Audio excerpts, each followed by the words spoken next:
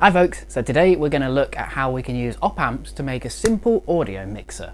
An audio mixer, not to be confused with a frequency mixer, is a module that takes multiple input signals and mixes them all down to one common output signal, or two output signals if it's in stereo.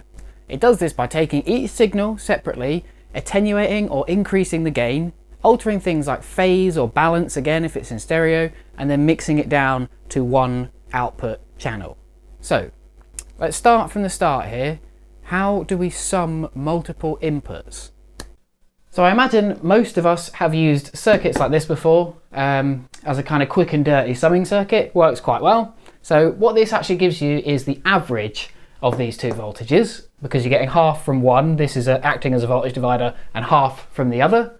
So you basically get V1 plus V2, but half of both, so divided by 2. That's the same thing as taking the average, isn't it? You add the two sources up and then you divide by the number of sources. Let me just build this up on the breadboard really quickly just to show you how this works. So what we can see here, I've got two function generator outputs here and here going through two same size resistors, and this is the output. So if we look on the scope now, we've got one channel turned on, the other channel switched off, and we've got half of that signal at the output. And that's because these two resistors are acting like a voltage divider. So if I now switch both channels on, so we see half of each input signal at the output. So if I made one of these, say, a square wave, we've got one square wave, sine wave on one channel, and you can see the output there, if I just turn the input off, is the average of those two signals. Cool. This works nicely for two signals. So the problems with this are, firstly, that we might not want that attenuation. We've got two sine waves of 1 volt each, and we might want the output to be the sum of those two, so 2 volts. And secondly, this doesn't scale particularly well to 3, 4, n inputs, particularly when the resistors aren't all the same value. Obviously, we've got the simplest case here where they're all the same. It can get a little bit tricky working out what percentage of each signal you're going to get when you get the resistors aren't the same value in this configuration, because each resistor then creates a kind of series parallel network with all the other resistors, and it can be a little bit tricky sometimes figuring out what's going on. So what we need is a way to simultaneously connect a load of resistors without them kind of interfering with each other. And as usual, some op-amp trickery is the way to go. So to understand proper summing, we don't need to look any further than the humble inverting amplifier.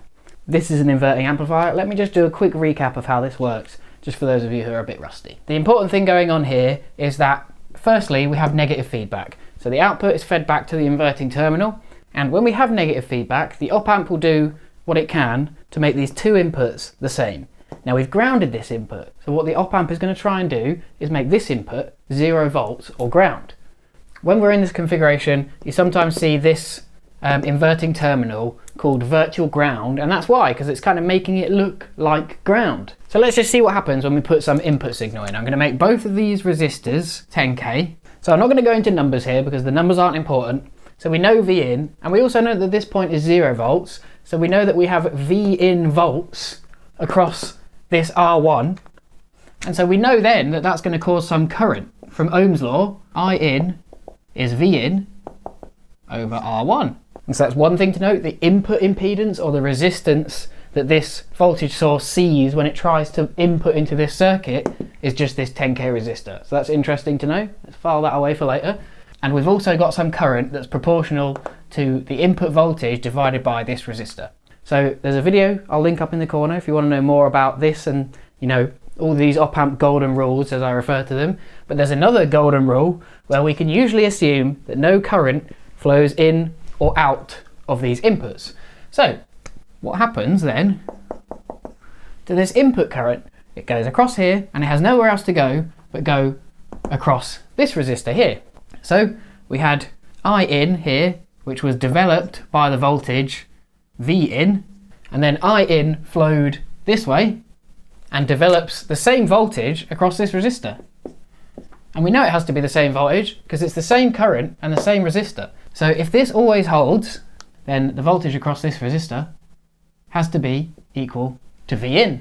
And then the only difference here is just one of perspective, because we take the output from the output. The little rule of thumb I like to use is, you know, because we were coming this way, this is a positive voltage, this is a positive voltage when we look at it from this side. And when we look at it from this side, the first sign you hit tells you the polarity of that voltage.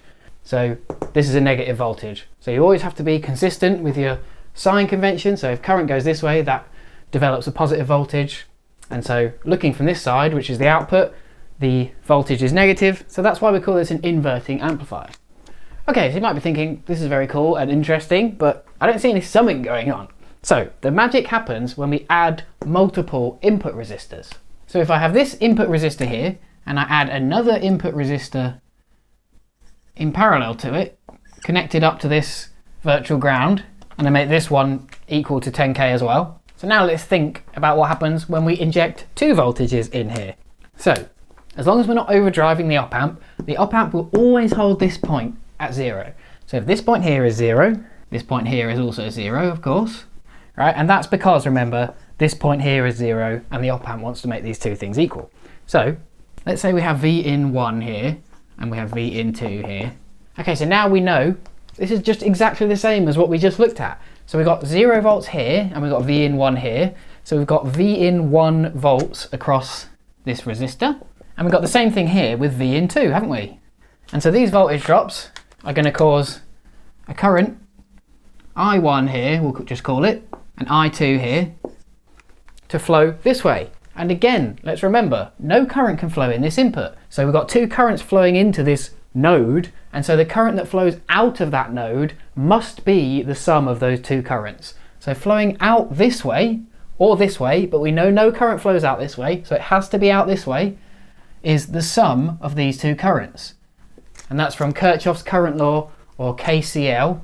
And so we know because I3 is just I1 plus I2, we're going to get a voltage drop across this resistor that's these two currents added together times this resistor. And because these resistors are all the same size, then we're just going to get a voltage drop across this resistor that looks like this voltage plus this voltage. So one final point I wanted to make is that if these resistors aren't all 10k, and if we make these as now variable resistances, we can now vary the currents that come into this junction. We now call this a summing junction, by the way. This isn't virtual ground anymore, it's now a summing junction. So we say we increase this resistance, that means less current comes in to this summing junction, which means less of this V in 1 is dropped across this resistor. And the same if we make this resistance smaller, that means more current comes in here and we get more of that voltage across this resistor. Again, just remembering that it's inverted because we're taking it from the output of the inverting amplifier. So let's go upstairs and build it up, and I'm sure you'll see that this is actually very straightforward. Okay, so here's a simple summing mixer. So here's our two input resistors, 1 and 2. Here's our feedback resistor. And notice that these are all the same size, they're all 100k. So I'm going to show you each input and the output one at a time, and then I'll show you with both inputs on, and we'll see that it is the true sum of the two inputs as opposed to the average we were getting before. So we can see here we've got an inverted copy of that input at the output at the same amplitude. And if we go over to the other input, and we'll see we've got the same thing. And now if I just turn both inputs on, we'll see the output should double in size. And that's exactly what happens. Easy peasy. So we've got no attenuation, the output is exactly the sum of the two input voltages.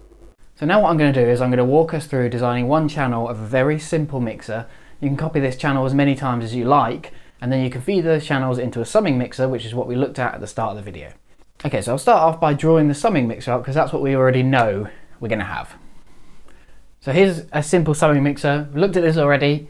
I'm going to leave this unannotated for a second while we go on and look at the rest of the circuit. So this could be your mixer on its own. If you want to just put some signals in to these resistors, then by all means go ahead and do that. This is about as simple a mixer as you can get, and it works very well. But if you think about a more traditional mixer, if you think about kind of a big analog mixer, right? You've got all the channels running down, and so at the top you've got your little preamplifier gain pot, and then below that you might have some phase inversion switches, EQ maybe, and then a big fader. And so this would kind of represent your fader, and then everything before that you obviously would have to add in. So we're just going to do the simplest type where we just have a preamplifier and a mixer, and then in the next video we're going to go on and look at how we can do phase inversion circuitry as well.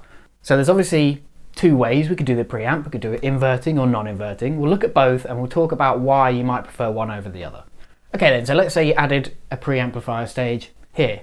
This is quite an efficient way of doing this if you had this, then this summing mixer, because this can go all the way down from 0. If you have this resistor set to 0, there's no gain, all the way up to a gain of, say, 100 or whatever you'd like it to be. That's one benefit of doing it in this configuration. Secondly, remembering that this is inverting, we want the output by default to be in phase with our input signal. So if we put some input signal into this preamp, this is an inverting amplifier. So it's going to come out of here inverted, and then when we put it through our summing amplifier, it's going to get inverted again, so it's going to be back to being in phase with our amplifier. So this is a common kind of thing to get tripped up on, mixing signals and kind of not thinking that some of them are going through inverting amplifiers and some of them aren't, so then you're mixing signals together out of phase, which you're going to get phase cancellation. It's going to sound pretty nasty. Now the only problem with this setup is, remember I said earlier, our input impedance is this tiny 1k resistor.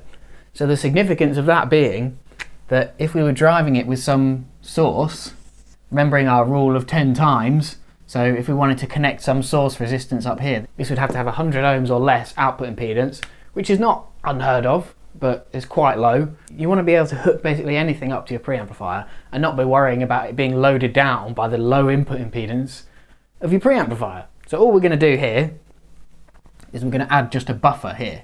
And then with this circuit, we can put basically any source into the input of this op-amp. And because this op-amp has such a high input impedance, we will almost never have to worry about any loading effects by the amplifier. And this op-amp has a nice low output impedance, which means we don't have to worry about any loading going on here either.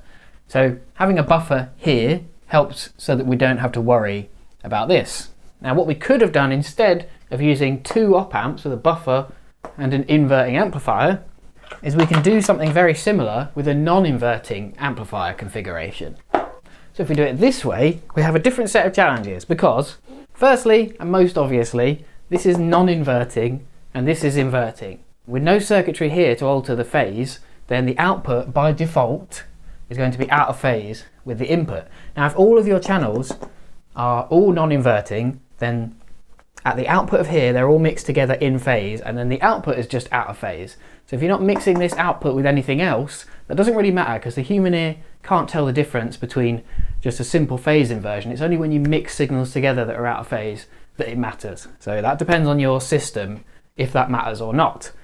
But I would say as a rule of thumb, you want your output to be in phase with your input because that just leaves you space in the future to add modules that aren't going to screw you over, right? Secondly, and a bit more subtly, this amplifier can't amplify down to 0 gain, right? So if this resistor goes down to 0, that basically makes this a short circuit, which makes this just look like a follower, so it will have a gain of 1. Now if this resistor is 100k, then the gain equation for this circuit is, so the gain will be 101. So we can get slightly more gain, but the problem is that we can't get down to 0. So that would mean that we'd have to alter the summing amplifier and then make these resistors variable. If this was at 100k, then the output will be 100 times quieter. Remember back to the start, so we have V in, develops a current I in, and then that same current is dropped across this resistor. So if this resistor is 100 times smaller, then the voltage is going to be 100 times smaller as well, because the voltage is the current times the resistance. So if we put this up to 1 meg, say, and 1 mega ohm, then the output voltage would be 1,000 times quieter than it is coming out of here, which is probably quiet enough. So for now, because I haven't shown you how to do the phase alteration circuit, this is probably the way to go, with the buffer, inverting terminal, and then inverting summer. So what I'm going to do now is I'm going to go upstairs, I'm going to build 2 channels, so one like this and one like this, and sum them together, and I'll show you how all those interactions work. So let me just talk you through this first channel. So this is my input, and this is the yellow signal on the scope. So I'm coming into the non-inverting input of 1 op-amp, and then the output is fed back to the inverting input, which gives us this buffer. That buffer is then connected through from the output here through this 10k potentiometer to the inverting terminal of the second op-amp. The non-inverting terminal is grounded here with this black wire, and then the output comes out this white cable through this 10k potentiometer, through this black cable there, back to the inverting input. So that's our feedback resistor. We can see now if we look on the oscilloscope, I can vary the gain from unity all the way down to silence. And if I change this resistor, remember, to be 1k, let's say, which is how I had it on the board, then I can then go from having 10 times gain. That obviously makes it clip, so we can vary from, you know, overdriving the signal to silence. Cool. Okay, now let me do the non-inverting configuration. Okay, so we have a similar situation here. So the input signal goes into the non-inverting input here, and then we've got our feedback resistor, which is this thing here. So it goes out through this white cable, back through this black cable, which you might just be able to see under there, back to the inverting input, and then there's this resistor here, R1, down to ground. And so now if we look at the inputs and outputs on the scope, the blue signal is the output and the yellow signal is the input, we can see that I can't go below a gain of 1, but I can go all the way up to a gain of 11, which obviously clips in this case because I don't have enough supply voltage to go that high in voltage, and these are in phase. So now let's just sum these with this summing amplifier and see how it goes. Okay, so now what we're looking at is we've got my two input signals in yellow and purple, and we've got the ultimate output of this summing amp in blue on the oscilloscope here. So what we can see here is that I'm putting two 1 volt signals in, and I'm getting one 1 volt signal out, but it's out of phase with the inputs. I've got both of these channels turned all the way down. So as I turn this channel up, we can see that the output goes down and then inverts and starts going up. So what's going on that's making that happen? Well, let's have a look at the outputs of the two channels instead of the inputs, because that will tell us more about what's being fed into the summing amplifier. So in purple, we've got the output of the inverting preamplifier, and in yellow, we've got the output of the non-inverting preamplifier. So what we can see is that the output is 0 when the inverting output is equal to the non-inverting output. So what you can see here is that these two signals are cancelling each other out. And this is what I was talking about earlier, when we want to make sure that the phases are balanced as they go through. So either make everything go out of phase or make everything go in phase. We don't want some inputs in phase and some inputs out of phase. And as I said, we'll look more into circuits that can invert phase very soon.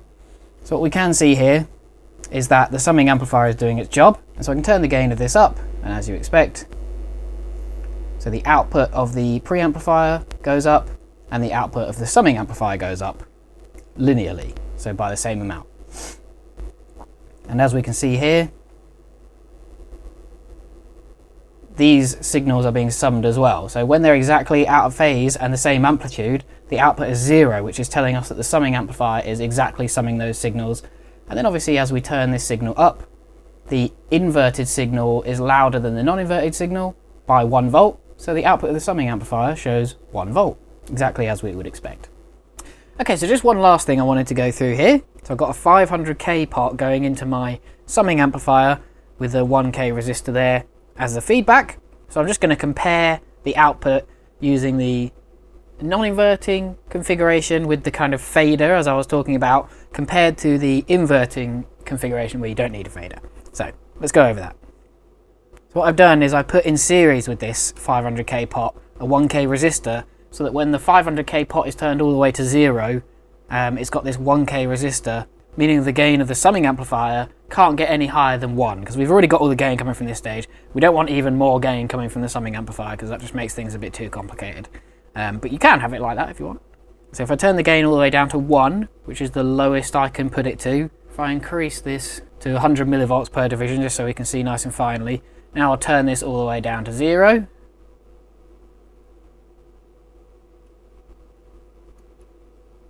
And we see that attenuates the signal basically all the way down to 0. Let's see how that compares with the inverting configuration now, turned all the way down to 0. So we've got a gain of 10 all the way down to 0. And so here we are coming down to 0. And there it is. So we can see, you can basically see no difference between the two. So the takeaway of this is that you want to pick one of these configurations, whichever one you feel like, and run with one of them.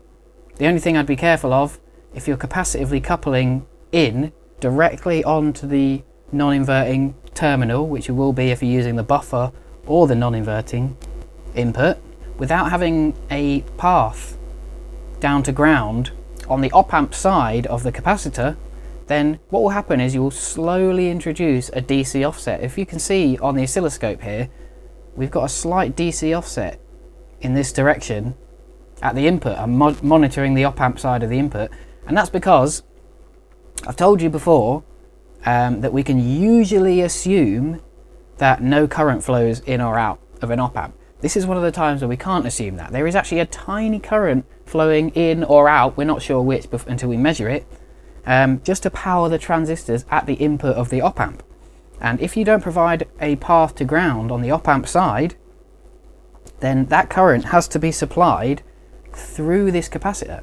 And when we have current flowing through a capacitor, then we charge the capacitor up to some DC value, and then that DC value stays stuck on the capacitor, and your AC signal will be offset by that DC value. So just be careful and make sure to put a fairly large value resistor, because remember now that this resistor becomes your input impedance, on the op-amp side, and there we go.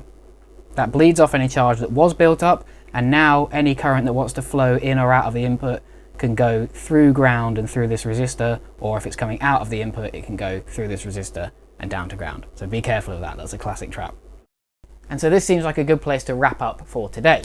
So next time we're going to come back and we're going to look at how we can alter the phase of a signal. So this will enable us to press a button to flip the signal in phase.